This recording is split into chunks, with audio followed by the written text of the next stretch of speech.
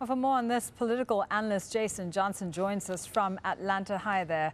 Once again, Jason, a rare thing indeed, Republicans and Democrats working together. What do you think of this bipartisan senator's plan? It is a desperate attempt by the Republican Party to schmooze Latino voters, and it will not work. Whatever policy ends up being developed for immigration reform will still be credited to Barack Obama. So McCain and the Republicans' attempt to get Latino voters to like them by passing this bill will not be successful, and that's the real motivation behind it. Okay, but how similar do you think President Obama's blueprint will be to this plan?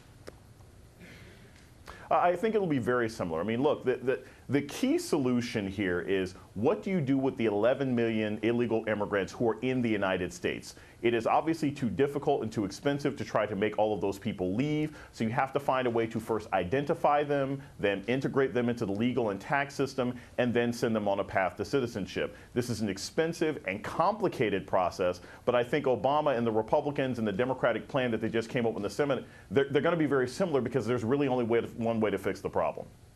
And you obviously didn't agree with what Senator McCain's had to say, but is the time right for immigration reform now?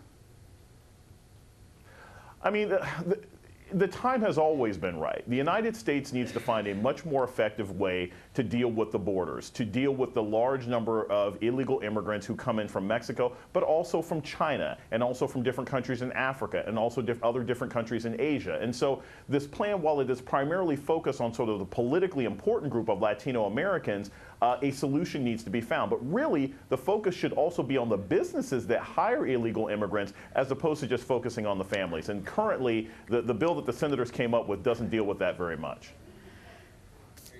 What do you think are the chances of this getting through? This is, after all, not a new issue. I think the chances are very slim in its current form. Once it gets past the Senate, and I think it will get through the Senate, it'll have to get through the House.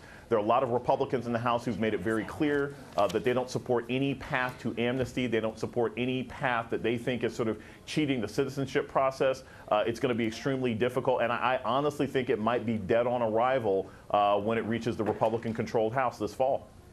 Jason, thanks very much once again. Jason Johnson, live for us from Atlanta. Thank you.